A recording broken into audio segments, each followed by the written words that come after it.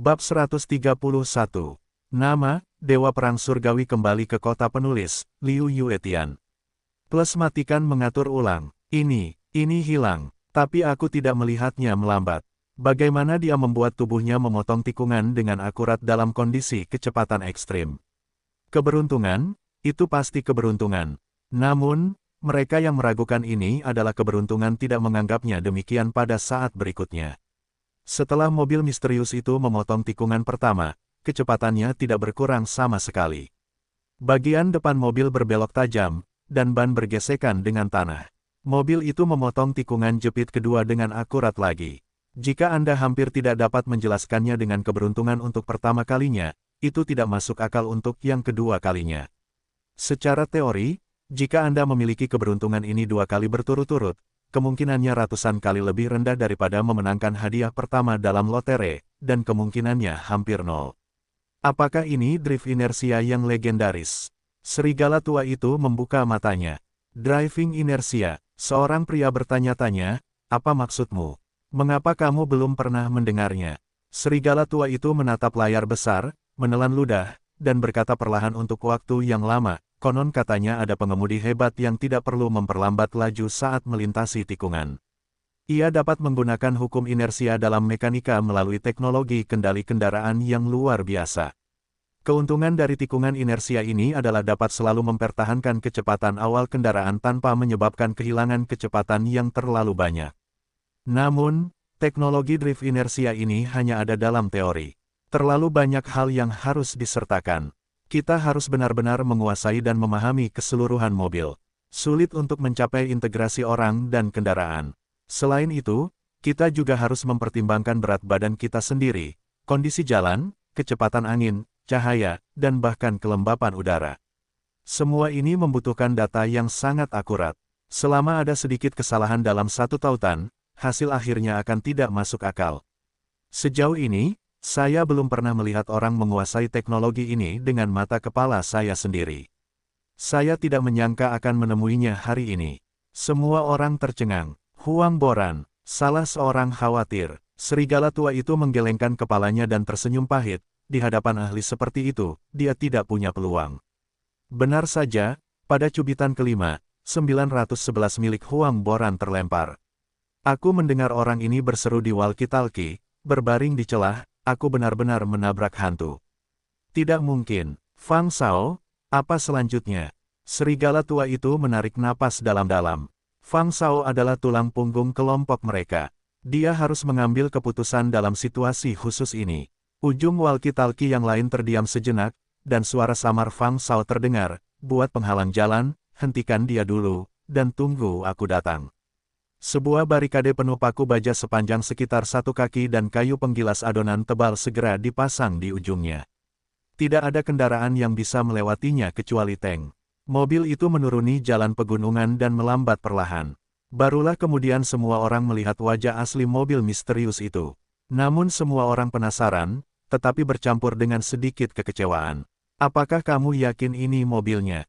Seseorang bertanya dengan curiga. Meskipun saya mendengar bahwa mobil misterius itu mungkin adalah polo kecil di walkie-talkie tadi, ketika saya benar-benar melihat wajah asli Lusan, saya menemukan bahwa kondisi mobil itu lebih buruk dari yang diharapkan.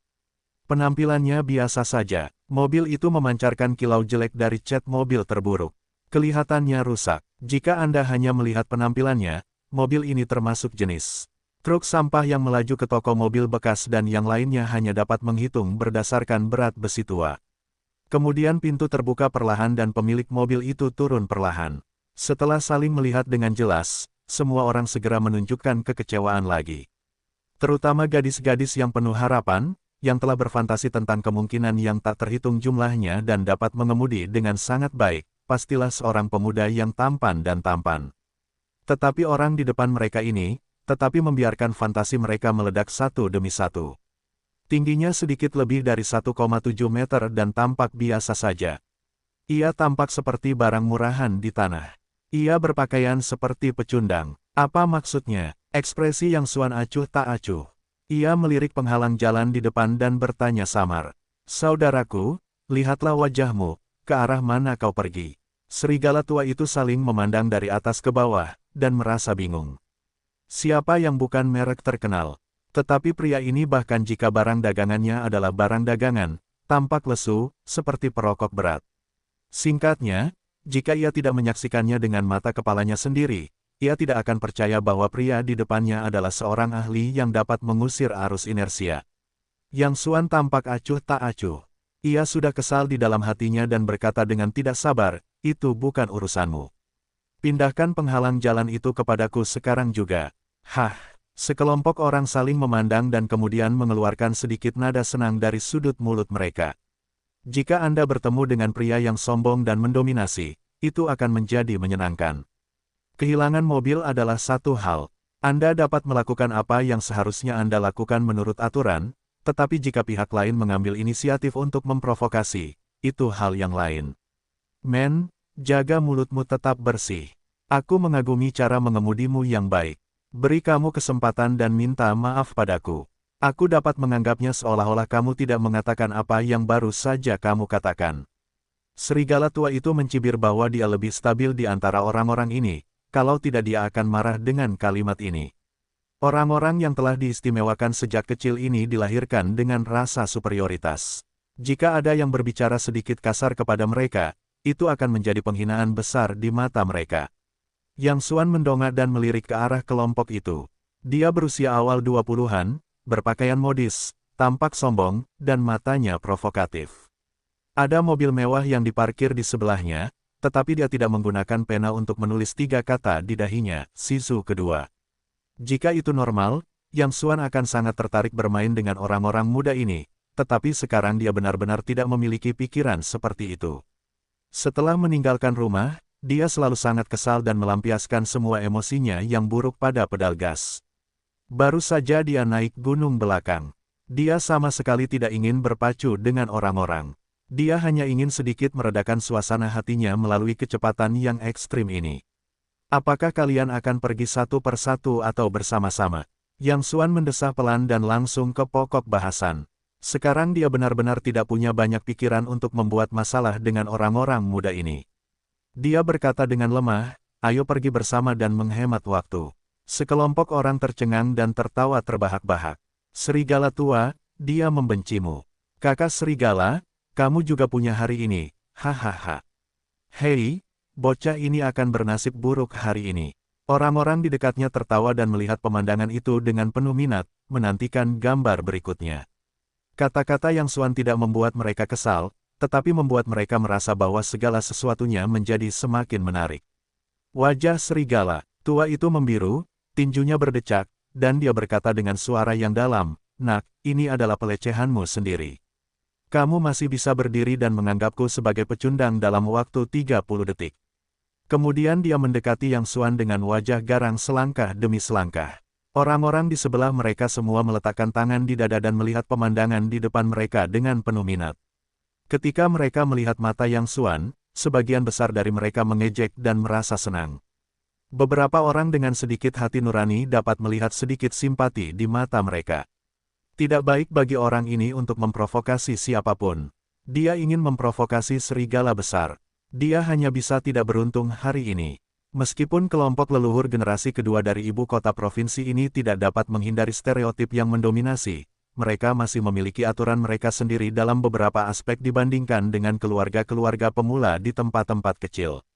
Mereka tentu memiliki modal untuk menindas orang lain, tetapi mereka tidak hanya menangkap dan memukul siapapun yang tidak menyukai mereka. Sejak awal, mereka tidak ingin menindas siapapun, tetapi orang buta di depan mereka harus mengambil inisiatif untuk memprovokasi, yang memberi mereka alasan besar untuk memulai, dan tidak memalukan untuk menyebarkannya. Tetapi orang ini benar-benar tidak beruntung. Jika dia memprovokasi orang lain, dia akan dipukuli paling banyak, tetapi dia hanya memprovokasi binatang besar, serigala tua. Orang-orang di seluruh lingkaran tahu bahwa serigala tua tidak hanya ahli dalam mereparasi mobil, tetapi juga ahli dalam tinju asing. Dikatakan bahwa dia sangat lemah dan sakit ketika dia lahir. Meminta ayah menanam 17 pohon poplar cupresus di halaman belakang. Ketika dia berusia 3 tahun, dia memaksanya untuk memukul pohon poplar dengan bahunya setiap hari. Dan tetapkan aturan untuknya, kapan harus mematahkan semua 17 pohon cemara poplar, dan kapan harus memberinya kebebasan. Masa kecil serigala dan sebagian besar masa mudanya, semua kenangannya adalah memukul pohon cemara poplar, dingin dan panas yang parah di musim semi, musim panas, musim gugur dan musim dingin, angin, embun beku, hujan dan salju tidak pernah berhenti. Akhirnya, pada ulang tahunnya yang ke-17, dia mematahkan pohon cemara poplar terakhir. Tubuhnya menjadi sangat kuat, tulangnya sekeras baja, ototnya menonjol seperti marmer, dan dia mempelajari sedikit tentang tinju gurita di tahap selanjutnya. Belum lagi orang biasa, bahkan atlet sanda profesional itu tidak bisa bertahan 3 menit di tangannya. Dan meskipun dia tenang dan mantap, begitu dia mulai, dia tidak pernah tahu titik mana yang harus dituju. Dia hanya perlu memukul lawannya sebagai pohon cemara poplar. Oleh karena itu, tidak seorang pun yang pernah berurusan dengannya dapat lolos dari berbaring di tempat tidur setidaknya selama setengah tahun. Nak, akhirnya aku akan memberimu kesempatan lagi. Berlututlah dan minta maaf. Aku akan melepaskanmu. Serigala tua itu masih menyimpan jejak terakhir pengendalian diri dan akal sehatnya, menggertakkan giginya. Yang Xuan menghela napas pelan dan berkata pelan, sebaiknya kalian pergi bersama. Terlalu merepotkan untuk datang satu persatu. Hah, begitu kata-kata ini keluar, semua orang tercengang lagi, lalu mulai tersenyum dan menggelengkan kepala. Mereka tahu bahwa orang ini benar-benar tidak bisa melarikan diri kali ini. Meskipun serigala tua itu tenang, dia seperti tong peledak. Diam saat tidak dinyalakan, tetapi jika dia benar-benar menyala, diperkirakan hanya Fang Shao dan seorang wanita yang bekerja di toko serba ada yang bisa menahannya di dunia kecuali ayahnya. Pengadilan kematian, tong peledak serigala tua itu benar-benar menyala, dan kedua matanya tampak menumpahkan percikan api. Dia mendayung maju dengan satu kaki dan menggosok dirinya sendiri sambil mencicit. Pada saat yang sama, otot-otot di tubuh melonjak, meridian tulang berderak, dan pelipis membengkak. Anda dapat merasakan semacam penindasan seperti binatang buas beberapa meter jauhnya. Beberapa orang pemalu di dekatnya telah memalingkan kepala mereka ke satu sisi dan mendesah pelan. Mereka tahu bahwa serigala tua itu benar-benar marah kali ini. Berbaringlah, serigala tua itu berteriak keras, menundukkan tubuhnya, lalu bangkit seperti tank dan memukul Yang Xuan dengan keras. Berhenti. Pada saat ini, tiba-tiba ada teguran. Fang Shao. Semua orang menyapa para pengunjung. Fang Shao tiba tepat waktu. Mengenakan kemeja putih bersih, dia berjalan mendekat, serigala tua, berhenti. Mencicit, serigala tua itu dengan cepat menghentikan serangannya dan berkata kepada Fang Shao, Fang Shao, dia berhenti bicara dan minggir. Fang Shao melambaikan tangannya, dan serigala tua itu membuka mulutnya, tetapi menelan apa yang ingin dia katakan kemudian, memukulnya di pahanya, dan mundur dengan marah ke satu sisi. Dalam lingkaran mereka, meskipun tidak ada hierarki, dan tidak ada yang menjadi kakak tertua, tidak ada tekanan dalam bercanda. Jika Anda minum terlalu banyak, Anda dapat menangkap kata-kata kasar Fang Shao. Namun, ketika sesuatu benar-benar terjadi, Fang Shao tidak diragukan lagi adalah tulang punggung dan jiwa kelompok mereka. Selama dia berbicara, semua orang harus memberinya muka. Halo, nama saya Fang Yiming. Anda memanggil saya saudara laki-laki. Fang Yiming berjalan mendekati Yang Xuan dan menjaga jarak yang tepat. Nada suaranya stabil. Dia tidak memiliki kesombongan yang merendahkan dan tidak bermaksud menyanjung. Yang Xuan menatap pria itu dan berkata dengan lemah, tolong singkirkan penghalang jalan. Saya akan pergi. Menghadapi orang yang sopan, Yang Xuan bukanlah tipe orang yang tidak masuk akal. Fang Shao melambaikan tangannya, dan dua orang segera maju untuk menyingkirkan penghalang jalan.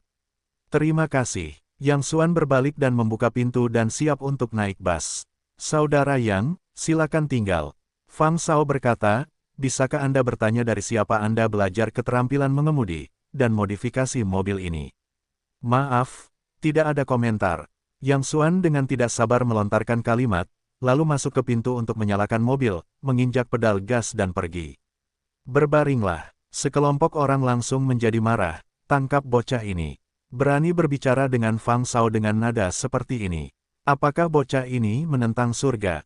Berhenti. Fang Shao Shen dengan marah memarahi dan mengerutkan kening. Biarkan dia pergi. Fang Shao, bukan. Seorang pria dengan marah berkata, Anda bersikap sopan kepadanya tadi, yang telah memberinya muka. Dia berani berbicara kepada Anda dengan nada seperti itu. Ini bukan muka Anda. Dia memukuli semua muka kita, kalau gerombolan Zhou Zidong tahu, mereka pasti akan tertawa terbahak-bahak. Serigala tua itu menggertakkan giginya dan berkata dengan keras, Fang Shao, mengapa kau menghentikanku dan membiarkanku menyia-nyiakan bocah ini? Jika aku tidak menghentikanmu, kemungkinan besar kaulah yang akan kalah. Fang Shao tiba-tiba menaikkan volume suaranya.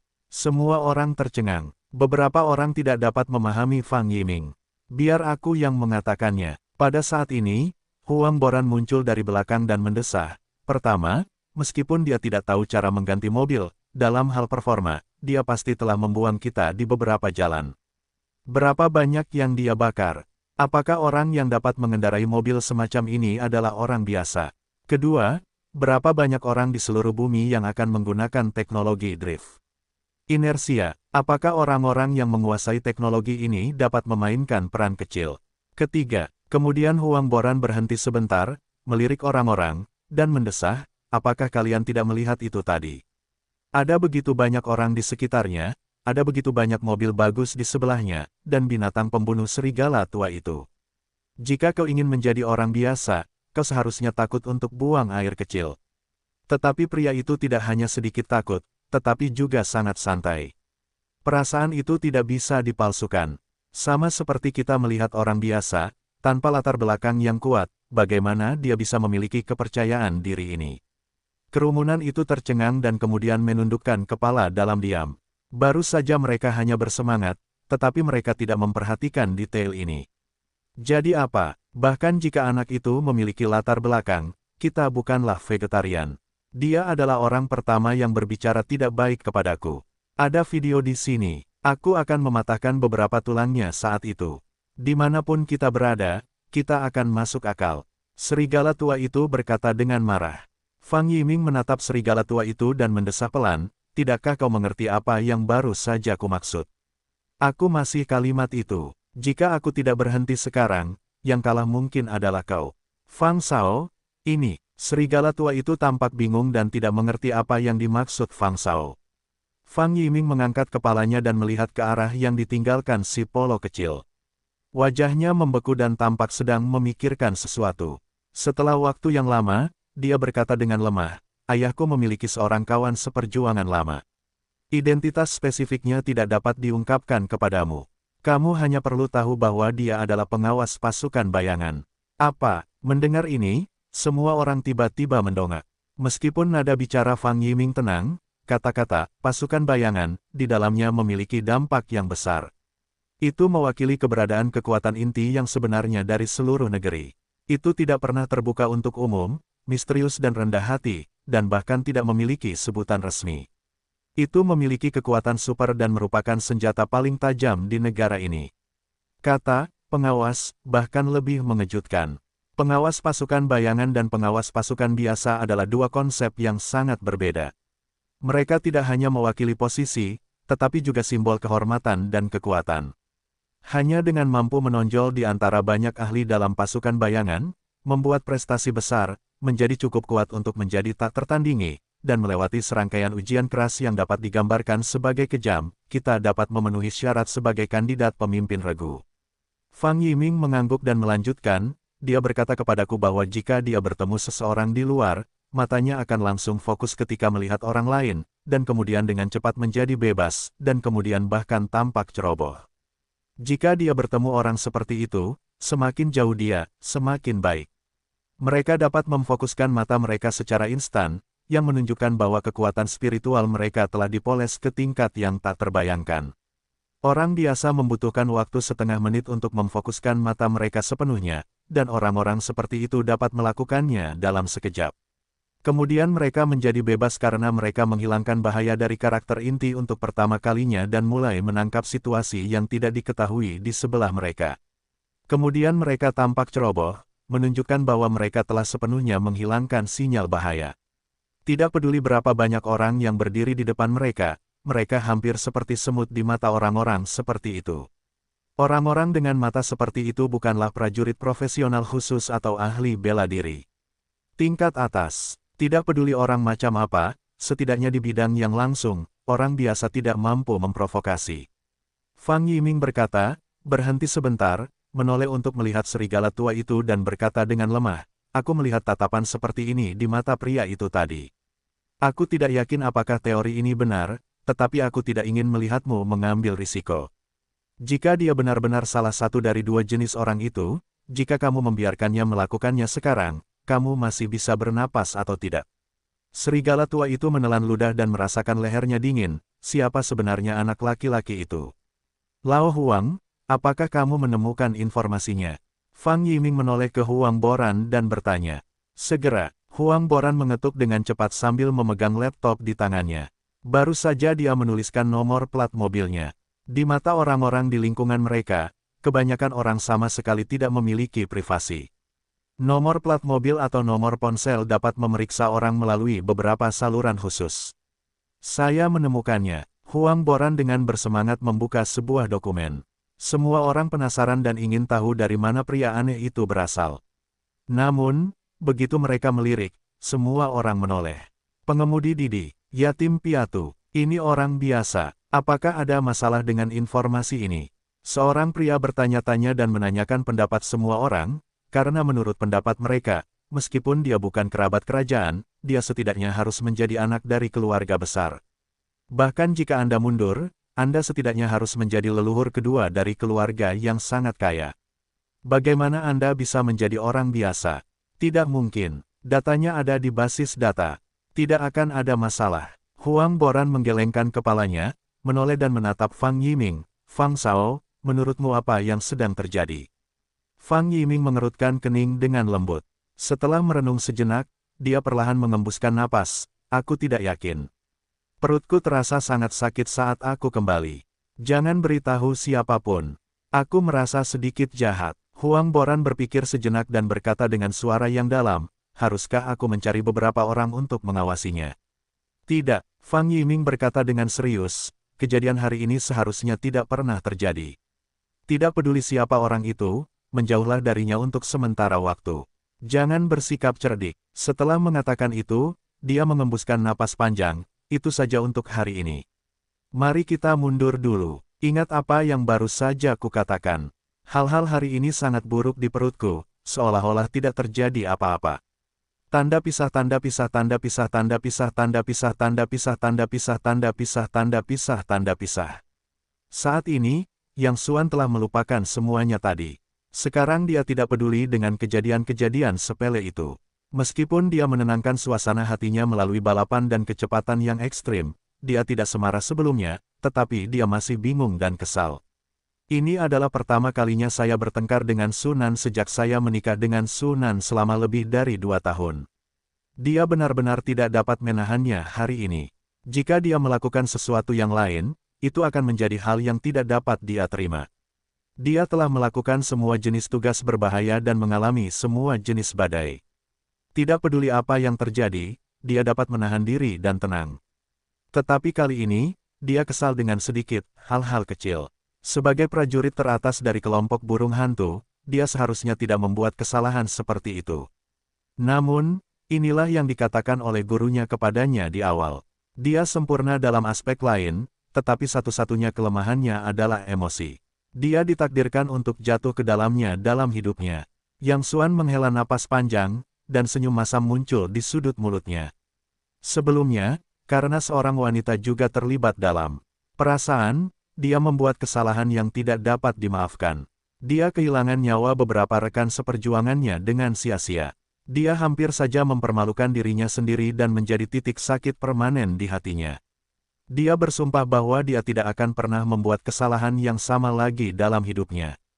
Tetapi tidak pernah menyangka bahwa ketika dia menghadapi perasaannya lagi dan bergerak demi seorang wanita lagi, dia tahu itu adalah kesalahan, tetapi dia tetap tidak dapat menahan diri untuk melakukannya lagi. Saat ini, hari sudah larut malam. Yang Xuan bersandar di pagar pembatas di tepi sungai dan menatap langit malam yang gelap dan lampu-lampu di seberangnya. Dia tidak dapat menahan tawa dan mendesah. Dia tidak dapat menemukan tempat untuk dikunjungi di kota besar, bahkan jika dia memiliki kekayaan yang tak habis-habisnya yang membuat iri dunia. Saya mengirim pesan kepada Qin Feng dan yang lainnya. Saya sudah lama tidak kembali ke sana. Diperkirakan saya sedang bekerja lembur. Yang Xuan mencari seluruh buku alamat dan menemukan bahwa dia bahkan tidak dapat menemukan seorang peminum pun. Meskipun dia hanya ingin menemukan seseorang untuk diajak minum, dia hanya perlu pesan. Para pemimpin Jianghu, pemimpin bisnis, dan wanita cantik yang mempesona segera bergegas, tetapi dia tidak ingin melakukannya. Untuk minum, yang dia minum bukanlah anggur, tetapi dengan siapa dia minum. Yang Xuan tidak dapat menuangkan air pahit ke perut orang-orang yang tidak penting. Pada saat ini, Zhou Ahu tiba-tiba menelepon dan berkata sambil tersenyum, apa yang sedang dilakukan saudara yang akhir-akhir ini? Yang Xuan menghela napas dengan lembut dan berkata dengan tidak sabar, saya sedang tidak dalam suasana hati yang baik sekarang. Saya punya sesuatu untuk dikatakan. Saya tidak ingin mendengarkan omong kosong. Zhou Ahu tahu temperamen Yang Xuan dan langsung menuju ke pokok bahasan. Baiklah, kedua putriku yang kering, Skylark dan Begonia, meneleponku hari ini dan mengatakan bahwa saudara yang tidak pernah datang ke sana selama berhari-hari. Mereka tidak berani menghubungimu. Jadi, izinkan aku bertanya kepada saudara yang apakah mereka tidak baik-baik saja dan membuatmu tidak senang. Saudara Yang, jika kamu bebas, kamu dapat pergi dan menemui mereka. Meskipun mereka hanya budakmu, kamu dapat pergi untuk minum teh, mengobrol, dan bersantai sesekali. Yang Xuan tersenyum getir. Zhou Ahu memberinya dua putri kering ini. Yang Xuan tidak menganggapnya serius sejak awal. Dia tidak berjanji di awal, tetapi Zhou Ahu mengaturnya tanpa persetujuannya. Tampaknya ini siap untuk mengejar bebek di rak, tetapi baru saja akan menolak.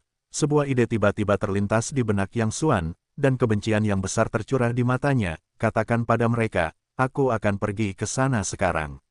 Pada saat ini, pikirannya penuh dengan keintiman antara Sunan dan Lin Ziping hari ini, serta ketidakpeduliannya terhadap dirinya sendiri. Aku memanjakanmu, mencintaimu, dan memikirkanmu di mana-mana, tetapi kamu berbalik melawanku dan mengusirku dari rumah demi Lin Ziping. Baiklah, aku sekarang lajang. Aku akan melempar sebanyak yang aku mau. Mata Yang Xuan bersinar dingin. Dia ingin membalas dendam pada Sunan dengan cara ini. Zhou Ahu sangat mengenal karakter Yang Xuan. Dia tidak mengatur Skylark dan Begonia ke sebuah villa di pinggiran kota. Dia baru saja menemukan mereka sebuah rumah komersial biasa di komunitas kelas menengah dan atas di daerah perkotaan. Dibandingkan dengan kemewahan, Yang Xuan tampaknya lebih menyukai sesuatu yang membumi. Zhou Ahu juga tahu bahwa orang-orang seperti Yang Xuan tidak dapat memperlakukan orang ini seperti orang lain jika mereka ingin menyenangkannya. Mereka harus mulai dengan detail. Dibandingkan dengan villa mewah, komunitas biasa memiliki rasa kepastian dan membumi, yang jelas sangat membuat Yang Xuan marah. Saya telah melihat tuanku, si kembar Skylark dan Begonia, yang satu mengenakan rok pendek ketat dan yang lainnya mengenakan celana ketat, memiliki bentuk tubuh yang sangat seksi, riasan yang sesuai, dan ucapan serta perilaku yang berbisik. Mereka iblis tetapi tidak cantik, dingin tetapi tidak dingin. Mereka jelas merupakan kecantikan manusia yang langka. Yang Xuan baru saja memasuki pintu. Setelah mereka memberikan hadiah, yang satu berlutut di tanah untuk membantu Yang Xuan mengganti sandalnya, dan yang lainnya bergegas membantu membuat teh. Tuan, apakah Anda puas dengan lingkungan di sini? Kedua saudari kembar itu memegang lengan Yang Xuan dari kiri ke kanan dan duduk di sofa dengan suara yang renyah dan indah. Yang Xuan hanya melihat sekeliling. Semuanya adalah rumah yang sangat sederhana, sebagian besar berwarna dingin, tetapi bersih dan rapi. Beberapa detail ditangani dengan baik. Ada aroma samar di udara, yang membuat orang merasa aman dan nyaman. Saudari kembar itu bukan hanya vas bunga. Zhou Ahu menghabiskan banyak uang dan menyewa semua jenis guru profesional untuk melatih mereka dengan ketat sejak kecil. Mengamati kata-kata dan warna secara alami merupakan keterampilan yang sangat diperlukan. Meskipun Yang Xuan terdiam, kedua saudari itu dapat melihat dari mata dan ekspresi masing-masing bahwa dia sangat puas di sini. Mengenakan rok ketat, burung Skylark itu bangkit dan menyalakan TV. Saat menyiapkan decoder, ia membungkuk dengan sengaja atau tidak sengaja, agar tidak sepenuhnya terbuka, tetapi tidak kedap udara, setengah tertutup dan setengah terbuka, tanpa kepura-puraan apapun. Begonia dengan lembut mencubit bahu Yang Xuan dengan tangannya yang lemah dan tanpa tulang. Setelah main di bak TV, burung Skylark itu juga duduk dan dengan lembut memukul paha Yang Xuan dengan sepasang kepalan tangan merah muda kecil. Ada acara varietas yang sangat populer di TV. Pembawa acara Jinju sering datang. Apakah itu membuat burung Skylark dan Begonia menutup mulut mereka dan tersenyum? Yang Xuan tiba-tiba merasa sangat rileks. Dia sangat menyukai perasaan ini. Sebelum itu, Zhou Ahute memberitahu putri keduanya beberapa tindakan pencegahan. Orang-orang seperti Yang Xuan memiliki segalanya. Jangan gunakan cara-cara stereotip itu padanya. Sama seperti orang-orang yang menikmati makanan lezat setiap hari, mereka menyukai biji-bijian kasar dan hidangan rumahan yang sederhana. Putri kedua sangat cerdas. Dia langsung mengerti maksud Zhou Ahu. Untuk memperlakukan tuannya, dia hanya perlu menciptakan lingkungan rumah. Apakah kamu merapikan tempat ini untuk sementara, atau memang selalu seperti ini?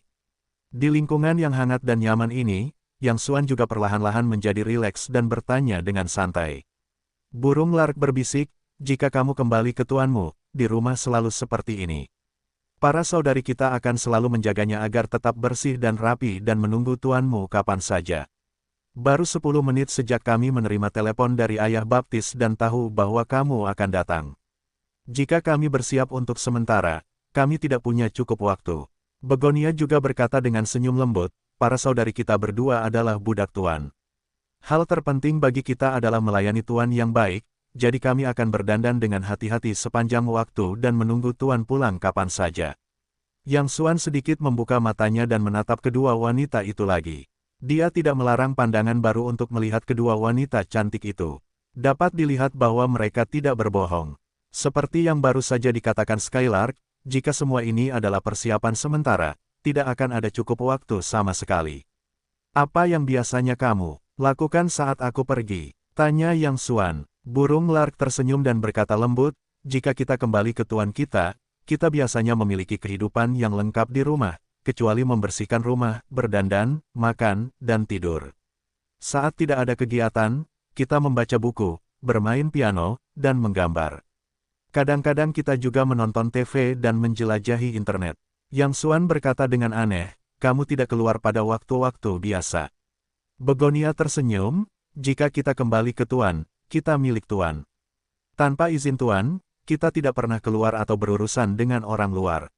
Semua barang dibeli secara daring, biarkan orang-orang meletakkannya di depan pintu, dan kemudian kami membuka pintu untuk menjemput mereka.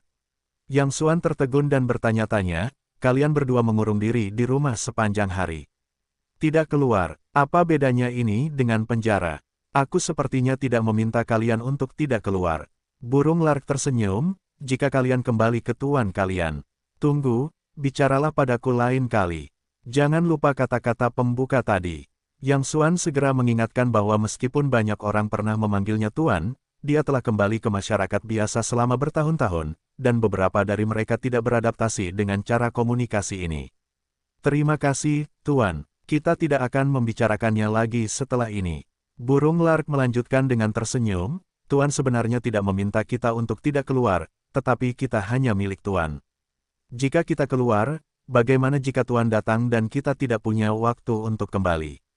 Begonia juga berkata sambil tersenyum, lagi pula, kedua saudara perempuan kita berdandan dengan hati-hati setiap hari, hanya ingin menunjukkan kepada tuan saja. Sambil mendesah panjang, Yang Xuan tiba-tiba merasakan emosi yang tak terlukiskan di dalam hatinya, dan melambaikan tangannya untuk membiarkan putri kedua berhenti terlebih dahulu. Aku tahu Zhou Ahu baik padamu. Wajar saja jika kau mematuhi perintahnya.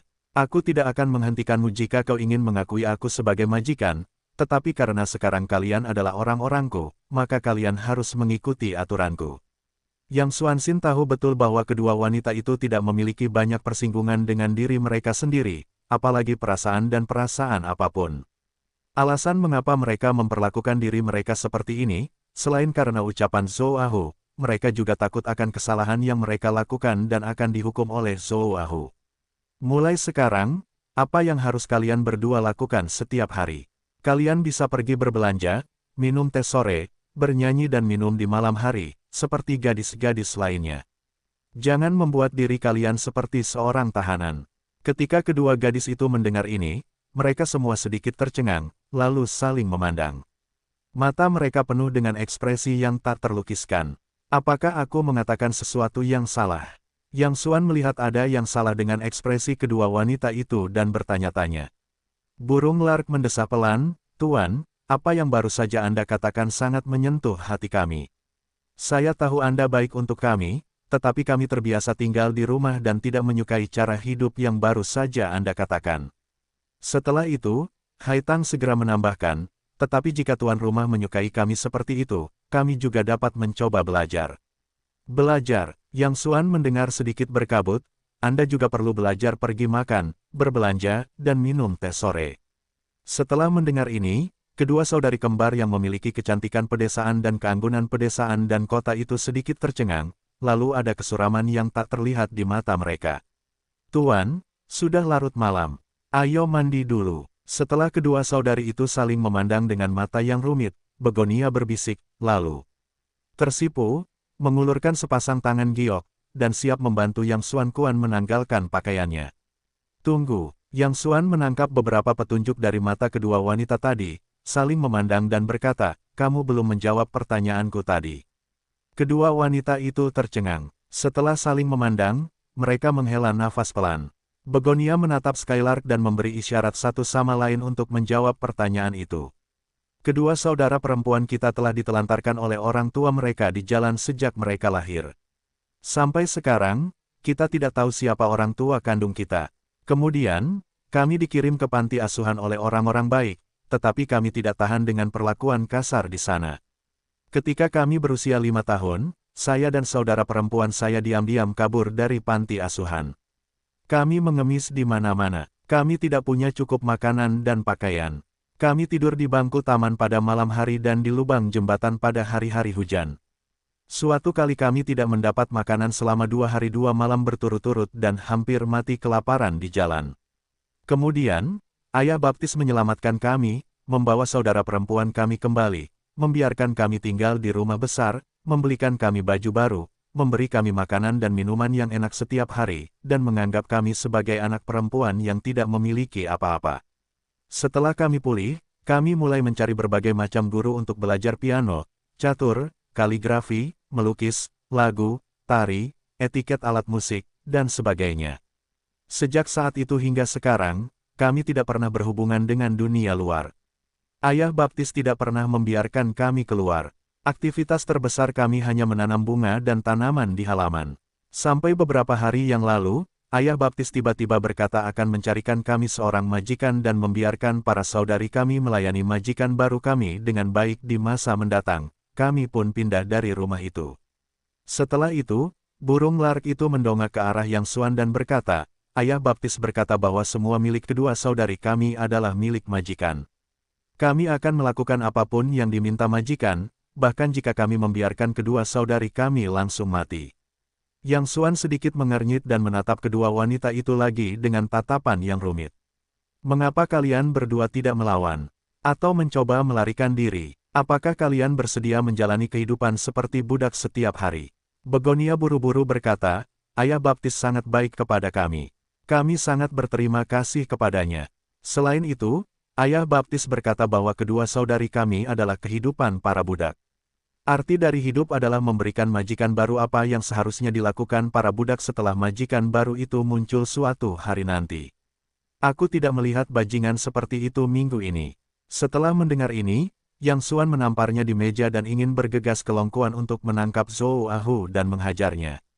Apa-apaan ini, putriku? Bukankah ini rencana kultivasi budak yang hidup? Jangan biarkan mereka berhubungan dengan dunia luar, mencuci otak mereka, dan kemudian menggunakan rasa terima kasih mereka untuk membuat mereka kehilangan jiwa dan menjadi dua hewan peliharaan yang mendengarkan Zhou Ahu. Dan Zhou Ahu cukup dalam. Sejak hari pertama dia membesarkan putri keduanya, dia siap memperlakukan mereka sebagai hadiah es di masa depan. Tuan, Anda tidak bisa mengatakan itu, Ayah Baptis. Begonia buru-buru berkata, Ayah Baptis memiliki anugerah untuk menyelamatkan hidup kita, membesarkan kita, dan mengajar kita. Kita tidak dapat membalasnya dalam hidup kita. Kita hanya dapat melakukan yang terbaik untuk melakukan semua yang Ayah Baptis katakan kepada kita. Burung lark mengangguk di sampingnya, tolong jangan menjelek-jelekkan.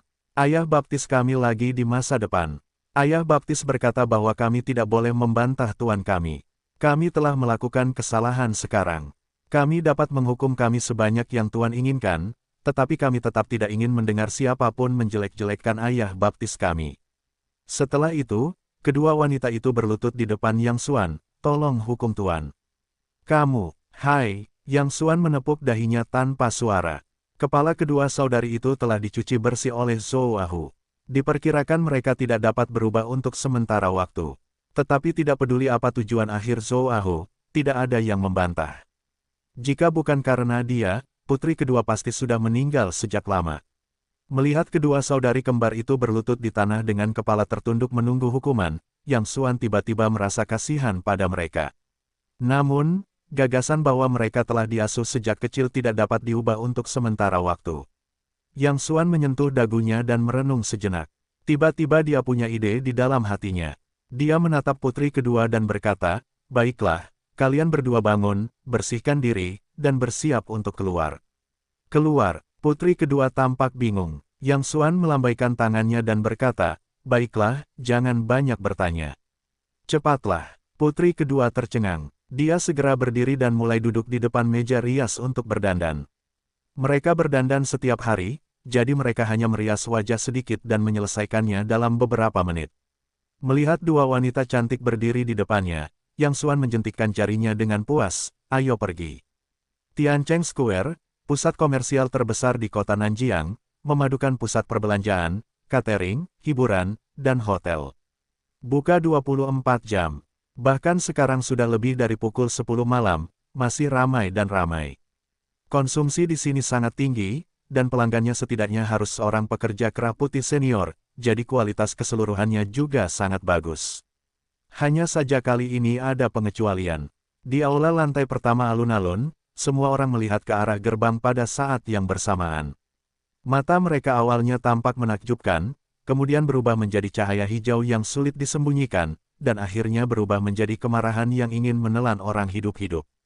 Beberapa orang bahkan mengepalkan tangan mereka.